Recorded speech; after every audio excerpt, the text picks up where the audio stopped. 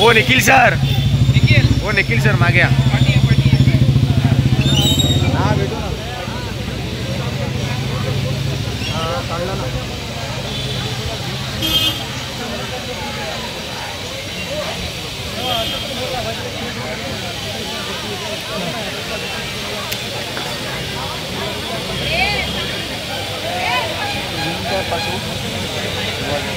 खालती काय लिहित आहे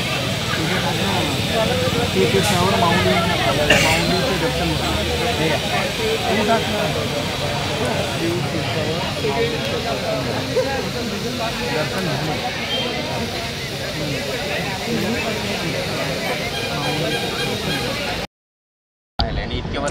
मी काल साहेबांसोबत होतो. आता मला माहीत नाही मी तुमच्याशी बोलायला पाहिजे की नाही. काल बदलापूरला जाताना मी साहेबांसोबत होतो. मी साहेबांची चीड पाहिली की या देशात जर महाराजांचे पुतळे तुम्ही नीट बांधू शकणार नाहीत या महाराष्ट्रामध्ये, तर तुम्ही बाकी काय आम्हाला चांगलं देणार आहात. त्यांची जी काल चीड होती ना, हे पुतळ्या प्रकरणामध्ये, महाराजांचा पुतळा पडला या प्रकरणामध्ये, ही मी डोळ्यांनी पाहिली आहे. खरं तर साहेब बोलतील हे मला माहिती आहे आणि मी हे तुमच्याशी बोलायचं की नाही हेही मला माहीत नाही आहे साहेब काय रिॲक्ट करतील. पण साहेब प्रचंड चिडलेले आहेत या सगळ्या प्रकरणामध्ये आणि त्यांचं छत्रपती शिवाजी महाराज आणि गडकिल्ले यांच्यावर नितांत प्रेम आहे.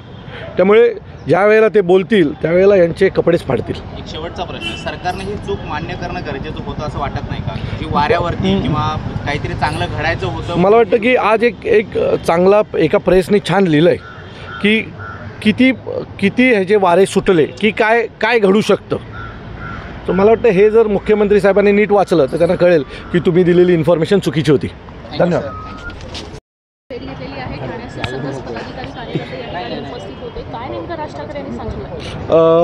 आज आमच्या सर्व टीमनी सन्माननीय राजसाहेबांची भेट घेतलेली आहे.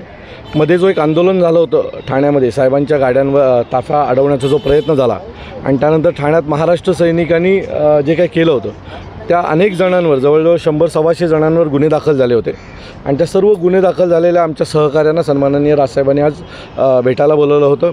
सन्माननीय राजसाहेबांनी आज आम्हाला मेसेज दिलेला आहे की निवडणुका जवळ येतात, कामाला लागा आणि मी लवकरच ठाण्याला भेट देणार आहे, ठाण्यातल्या सर्व गणेश मंडळांना भेट देणार आहे.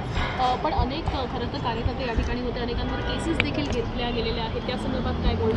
मला वाटतं की साहेबांनी अनेक लोकांशी चर्चा केली, काय केसेस घेतल्या त्याची माहिती घेतली. पुन्हा बदलापूरच्या महिला ज्या होत्या त्यांच्याबद्दल बदलापूरच्या बाबतीतल्या सगळ्या माहित्या साहेबांनी घेतल्या आणि केसेसची काही सवय आम्हाला आधीपासून आहे त्यामुळे काही नवीन नाही आहे आमच्यासाठी. पण पुन्हा आमच्या सर्व महाराष्ट्र सैनिकांचं एक मत आहेच की पुन्हा जर तुम्ही असं वागाल तर आम्ही पुन्हा तुमच्या समोर येणार, एवढं नक्की.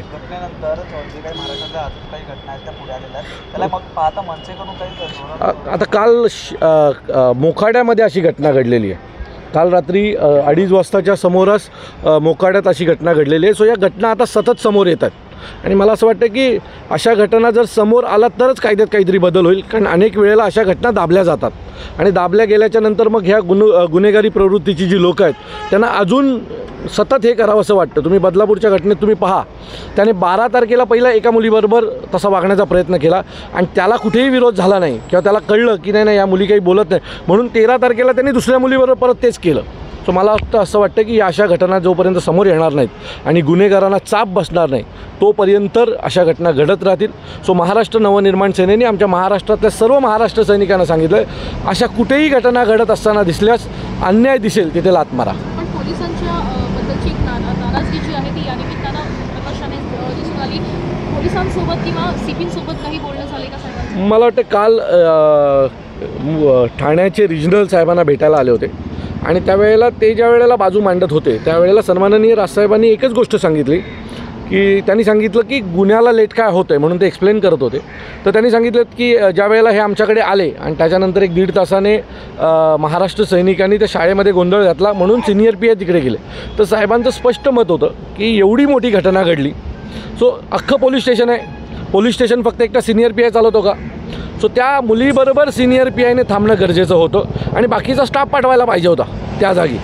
पण सिनियर पी आयने ते न करता टाईम कार्डपणा केला आणि त्याच्यानंतर साहेबांना जी इन्फॉर्मेशन होती या सगळ्याच्या बाबतीतली तो घटनाक्रम सांगितला आणि पुन्हा साहेबांचं असं मत होतं की हे पोलिसांनी मान्य केलं पाहिजे की गुन्हा नोंदवण्यासाठी वेळ लागलाच आहे. पण या संदर्भात कुठली ठोस कारवाई होणं अपेक्षित आहे, कारण कायद्याचा भाग जो आहे तो अशा सराईत गुन्हेगारांना दिसून येत नाहीये. मला असं वाटतं की आमच्या सगळ्यांची संपूर्ण महाराष्ट्रातल्या कुठल्याही माणसाला जर तुम्ही आज विचारलं तर लहान मुलींवर अत्याचार करणाऱ्याला फाशी झालीच पाहिजे. आणि आमचंही मत तेच आहे. मुळात माझं असं मत आहे की सरकार का शांत आहे या सगळ्या घटनांवर कळत नाही, कारण रोज एखाद दुसरी घटना समोर येते. सो ही एखाद दुसरी घटना रोज समोर येत असेल तर आपल्याला कडक चाप बसवायला पाहिजे. अधिकृत अनधिकृत कायद्यात बसेल नसेल तर कायद्याच्या बाहेर जाऊन करा, पण करा. मी त्या दिवशी एका चॅनलला म्हटलं होतं, जर आमचं सरकार असतं ना तर एन्काउंटर केलं असतं ह्या लोकांचा. त्याशिवाय यांना धडा बसणार नाही, यांना चाप बसणार आहे. चिमुकल्यांवर हात टाकताना जर यांना लाज वाटत नसेल तर ह्यांच्यावर हात टाकताना आपल्याला का लाज वाटली पाहिजे? ह्यांच्यावर हात टाकलाच पाहिजे, यांना ठोकून काढलं पाहिजे. दुसरा एक असा प्रश्न आहे की ठाण्यामध्ये जे आंदोलन झालं ते एकूणच CM DCM कडून असं उत्तर आलं होतं की जी गोष्ट झाली त्याला प्रतिउत्तर म्हणून मनसेचं आंदोलन. बरोबर आहे, पण त्याच्यानंतर ज्या पद्धतीनं गुन्हे नोंदवले गेले ते गुन्हे मागे घेण्यासंदर्भात काही चर्चा होती? नाही, अशी कुठलीही चर्चा आमची कोणाशी नाही. आणि आंदोलनानंतर, आंदोलनाच्या आधी आणि आंदोलनाच्या नंतर आमचं ह्या लोकांशी कोणाशी कुठल्याही प्रकारचं बोलणं नाही. पण त्यांनाही कळतं आहे की तुम्ही केलं म्हणून आम्ही केलं, आणि म्हणून मगाशी मी म्हटलं तुम्ही जर परत कराल तर आम्ही परत तेच करू आणि आणखी जोशात करू.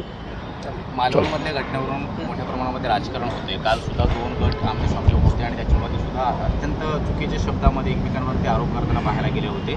निलेश राणे पोलीस अधिकाऱ्यांना धमकावताना सुद्धा पाहायला गेले होते. तुम्ही कसं पाहता या सगळ्या? मला असं वाटतं की ज्या पद्धतीने तिथे काम झालं आहे त्या निष्क्रिय दर्जाच्या कामामुळेच ही घटना घडली आहे. आणि अशा दर्जाची कामं संपूर्ण महाराष्ट्रात चालू आहेत. याची कधी चौकशी होणार आहे का? आपल्याकडे महाराजांना आपण देवाच्या जागी पाहतो महाराष्ट्रामध्ये, आणि जर आपण ज्यांना देव मानतो त्यांच्याच पुतळ्याच्या बाबतीत अशी घटना घडणार असेल तर उद्या तुमच्या बाकीच्या कामांची काय आम्ही अपेक्षा बाळगायची चांगल्या क्वालिटीची? घडलेली घटना ही दुर्दैवी आहे.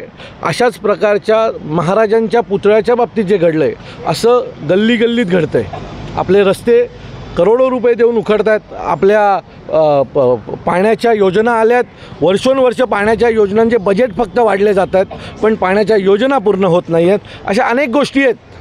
हे एक आपण पकडूया महाराजांच्या रूपाने समोर आलं, पण अशा खाली अनेक गोष्टी घडत आहेत ज्या निष्क्रिय दर्जाच्या बनवल्या जात आहेत किंवा केल्या जात आहेत. यातून पैसा कोणाला जातो हे आम्हाला माहीत नाही आहे, पण जर काम निष्क्रिय दर्जाचं होतं आहे आणि त्यानंतर अधिकारी बोलत नाही, राजकीय नेते बोलत नाही, सत्ताधारी बोलत नाही, याचा अर्थ कुठेतरी पाणी मुरतं एवढं नक्की. पण महाराज पुतळा प्रकरणामध्ये 2 राजकीय पक्ष म्हणजे सरकारी आणि विरोधी दल जे आहे ते शक्ती प्रदर्शन करताना दिसून येतात मालवणमध्ये. हे काय आहे, यांचं एकमेकांचं लपवायचं काम चालू आहे की हा विषय राहिला पाहिजे बाजूला आणि आम्ही कसे चर्चेत येऊन निवडणुकीला लोकांच्या सामोरे कसे जाऊ, आम्हाला फोकस कसा मिळेल, यांच्याकडे या लोकांचं लक्ष आहे. यांचं महाराजांवर प्रेम आहे म्हणून हे नाही चाललेत, हे फोकस मिळवण्यासाठी चालू आहेत. कारण 2 महिन्यांनी निवडणूक आहेत, एकाला जिंकायची आहे आणि दुसऱ्याला पुन्हा सत्तेत यायचं आहे.